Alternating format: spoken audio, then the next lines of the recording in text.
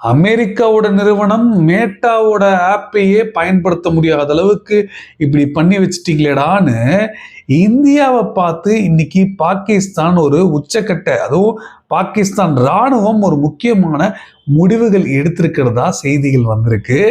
இது மட்டும் இல்லை, மேட்டாக்கும் இந்தியாவுக்கும் ஏதாவது பேக்ரவுண்ட் லிங்க் இருக்கா, எப்படி மேட்டாவோட ஆப்பை பயன்படுத்தக்கூடாதுன்னு பாகிஸ்தான் ராணுவம் இந்தியாவை கண்டு பயப்படுறாங்க. ஸோ இது எல்லாமே ஒரு தொடர்பு இருக்கு. அந்த தொடர்பு எப்படி உருவாச்சு, எதனால இப்படி பயந்துருக்காங்க, இதுக்கு பதிலாக என்ன யூஸ் பண்ண போறாங்கன்ற எல்லா தகவலுமே இன்னைக்கு இந்த வீடியோல பார்க்க போறோம். முடிஞ்ச அளவுக்கு ஸ்கிப் பண்ணாம பாருங்க. நண்பர்கள் சேனல் புதுசாக வந்தீங்கன்னா ப்ளீஸ் சப்ஸ்கிரைப் பண்ணி உங்களோட ஆதரவுகளை கொடுங்க. ஸோ நம்ம முதல்ல பார்க்க போற விஷயம் என்ன அப்படி பார்த்தீங்கன்னா, பங்களாதேஷோட அரசாங்கம் இன்னைக்கு கடுமையான கோபத்தை வெளிக்காமிச்சிருக்காங்க இந்தியாவுக்கு எதிராக. நான் ஏற்கனவே சொன்ன மாதிரி ஷேக் ஹசீனா அதிகாரப்பூர்வமா ஒரு கான்ஃபரன்ஸ் நடத்தியிருக்காங்க. அது லைவ் ஸ்ட்ரீமிங்ல மக்கள் பார்க்குற மாதிரி வெளிப்படையா பண்ணியிருக்காங்க. இதுக்கு முன்னாடி அரசாங்கத்தில் இருந்த மினிஸ்டர்ஸ், அப்புறம் இந்த கிரிக்கெட் பிளேயருக்கு அப்புறம் ஷகிபுல் ஹசான், ஸோ அவர் எல்லாருமே கலந்துக்கிட்டாங்க. ஸோ இது நியூ டெல்லியில் நடந்திருக்கு. ஸோ நியூ டெல்லியில இருந்து பங்களாதேஷால தேடப்பட்டு வர ஒரு குற்றவாளி யூஎன்ல இந்த அளவுக்கு குற்றம் பண்ணியிருக்கிறதா ரெக்கார்ட் பண்ணிருக்கு டாக்குமெண்ட்ல இருக்கிற ஷேக் ஹசீனாவுக்கு நீங்க எப்படி இதை பண்றதுக்கு பர்மிஷன் தரலாம் அப்படின்ற ஒரு கோபத்தை இருக்காங்க. இதனால இந்தியாவோட தூதரை பங்களாதேஷுக்கான தூதரை சமன் பண்ணியிருக்காங்க பாகிஸ்தான் அரசாங்கம். ஸோ இப்போ இருக்கிற சூழ்நிலைகளில் இந்தியாவுக்கும் பங்களாதேஷுக்கும் இந்த தாரிக் ரகுமான் ஆட்சி வந்த பிறகு கொஞ்சம் இந்தியா எதிரான ஒரு வெறுப்புணர்வு கொஞ்சம் கம்மியாக இருக்கு. ஸோ உறவுகளில் மேம்படும் அப்படின்னு எதிர்பார்த்துக்கிட்டு இருந்தோம். ஆனால் அதில் இப்போ ஒரு சிக்கல் இருக்கும்னு நமக்கு தோணுது. இருந்தாலும் நீங்க என்ன நினைக்கிறீங்க அப்படின்றத மறக்காம கீழே கமெண்ட் சொல்லுங்க, நானும் தெரிஞ்சுக்கிறேன். ஆனால் இப்போ நம்ம பார்க்க போற விஷயம் ரொம்ப ரொம்ப முக்கியமான விஷயங்க. ஏன்னா 2020 கொரோனா வைரஸ் தாக்கத்துல தொடர்ந்து இந்தியா ஒவ்வொரு ஆப்பா இந்த சைனாவோட ஆப் எல்லாம் பேன் பண்ணிட்டு இருந்தாங்க. அப்போ அந்த பேன் பண்ணும்போது நிறைய கிரிட்டிசிசம் இருந்தது. ஆப்பை அவன் எல்லையில வந்திருக்கான், நீ போய் பதிலடி கொடுக்குறேன்னு ஆப்பை போய் இதை தடை பண்ற அப்படின்ற ஒரு கிரிட்டிசிசம் இருந்தது. ஆனா அதுக்கு பிறகு எதுக்காக பண்றாங்க, இதுக்கு பின்னாடி இருக்கிற விஷயங்கள் என்னன்றதெல்லாம் நம்ம பார்த்துட்டோம். இப்ப பாகிஸ்தான் ராணுவம் இந்த மேட்டா நிறுவனத்தோட வாட்ஸ்அப்பை அஃபிஷியல் கம்யூனிகேஷனா பயன்படுத்தக்கூடாது அப்படின்ற ஒரு அறிவிப்புகளை வெளியிட்டிருக்காங்க சொல்லப்படுது ஒட்டுமொத்த ராணுவத்துக்கும். இது ஒரு அஃபிஷியல் வெளியீடா இல்லாம அன்அஃபிஷியலா யாரும் இதை பயன்படுத்தாதீங்க, எந்த விஷயத்துக்கும் பயன்படுத்தாதீங்க, ஃபேமிலியோ எதுக்கும் பயன்படுத்தாதீங்க. இந்தியா ஒட்டு கேட்குறாங்க, உளவு பார்க்குறாங்க, சர்வைலன்ஸ் பண்றாங்கன்ற ஒரு பயத்துல இந்த முடிவுகள் எடுத்திருக்கதா சொல்றாங்க. குறிப்பா ஸ்பையோ ஹேக் பண்றதுக்கான வாய்ப்புகள் இருக்கு அப்படின்றதுதான் மெயினான காரணம் சொல்றாங்க. ஏன்னா வெஸ்டர்ன் ஆப் பேக்டு ஆப்பை இந்தியா எப்படி பண்ண முடியும் அப்படின்னு சில பேருக்கு யோசனை இருக்கலாம் இல்லையா? ஸோ அதுக்கு இஸ்ரேல் ஒரு தொடர்பு இருக்கு. அது அடுத்த டாபிக் நான் வர்றேன், இது முடிச்சுட்டு நம்ம பார்க்க போறோம். ஆனா இதுல ரொம்ப ரொம்ப முக்கியமான ஒரு விஷயம் என்னன்னா, பாகிஸ்தான் ராணுவம் வாட்ஸ்அப்புக்கு பதிலாக சைனாவோட வீசாட்டை பயன்படுத்துங்க அப்படின்ற ஒரு விஷயங்கள் சொல்றாங்க. அதுல எந்த அளவுக்கு உண்மைத்தன்மை இருக்குன்னு தெரியல. ஆனா எப்பொழுதுமே ராணுவத்தை பொறுத்தளவு, எந்த நாட்டோட ராணுவமா இருந்தாலும் மெசேஜிங்கை பொறுத்தளவு ஒரு ஷார்ட் மெசேஜை கொடுக்கறதுக்கு அவங்க தனியா எப்பொழுதுமே டெவலப் பண்ணி வச்சிருப்பாங்க.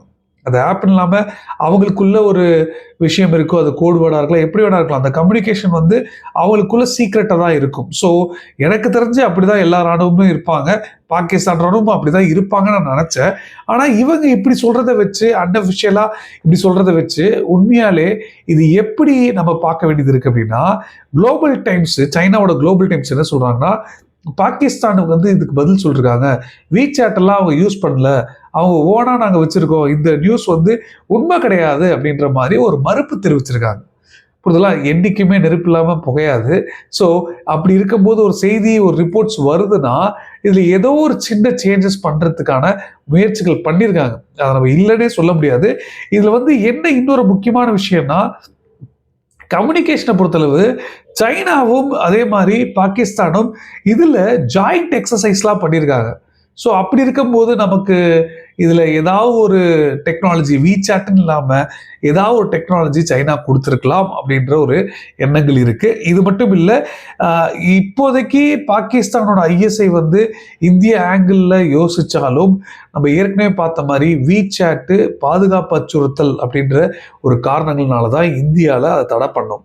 ஸோ வீசாட் பாப்புலாரிட்டி அதிகமாகிடக்கூடாது, அதில் பேசுகிற ஒட்டு கேட்குற விஷயங்கள் அவங்க கண்ட்ரோலில் இருந்துச்சுன்னா அதை ஈஸியாக அவங்களால உளவு பார்க்க முடியும் அப்படின்றது தான் இது வந்து நிதர்சனமான உண்மை. ஆனால் இப்போ இந்த அமெரிக்காவோட நிறுவனமான வாட்ஸ்அப்பை எப்படி இந்தியாவால் ஒட்டு கேட்க முடியும் அப்படின்னும் போது தான் அடுத்து நம்ம பார்க்க போகிற இன்னொரு முக்கியமான ஒரு டாபிக்.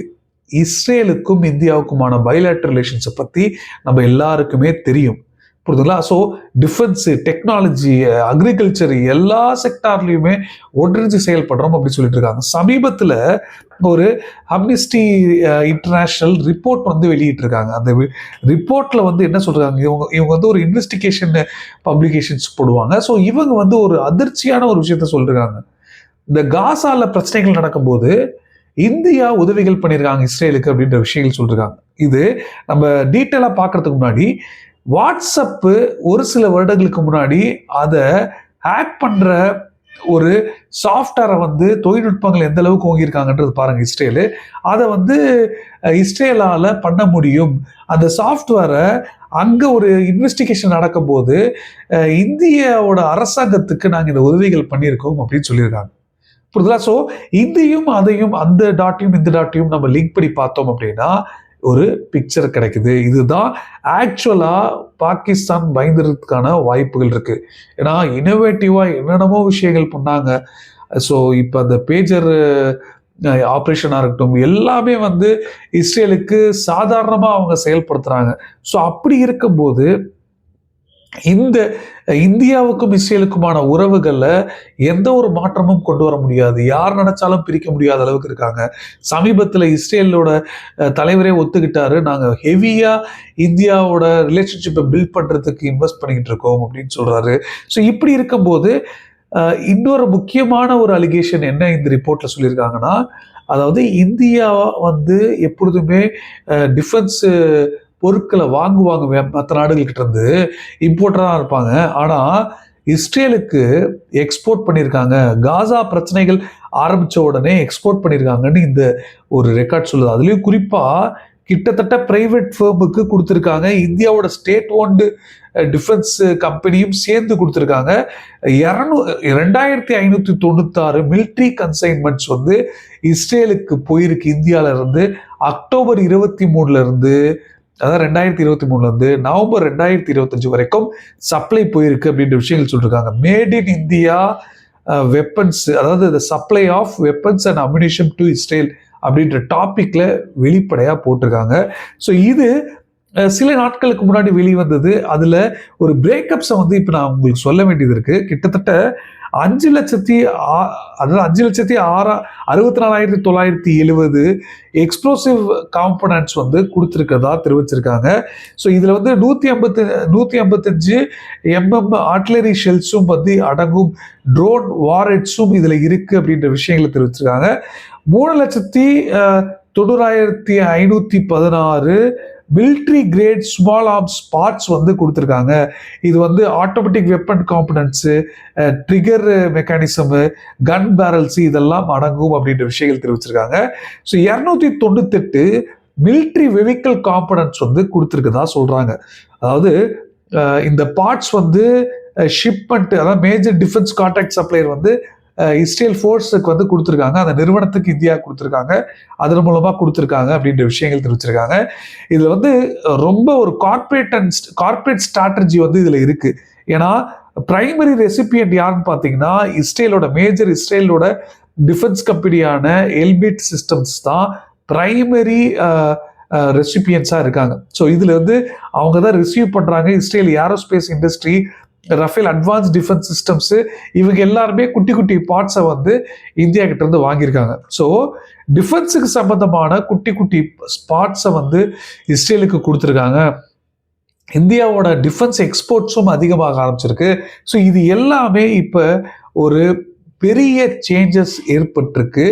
ஆனால் இப்போ இந்த வெஸ்டர்ன் நேஷன்ஸ் வந்து கொஞ்சம் கொஞ்சமாக ஒவ்வொரு புள்ளிகளாக வந்து இப்போ கனெக்ட் பண்ண ஆரம்பிச்சிட்டாங்க. ஸோ இந்தியா இதுக்கு பின்னாடி மிகப்பெரிய லெவலில் காசால நடந்த பயங்கரத்துக்கு இந்தியா மிகப்பெரிய லெவலில் ஆயுதங்கள் கொடுத்து உதவி இருக்காங்கன்ற மாதிரி ஒரு தோட்டத்தை உருவாக்குற வேலைகளை வந்து பண்ணியிருக்காங்க.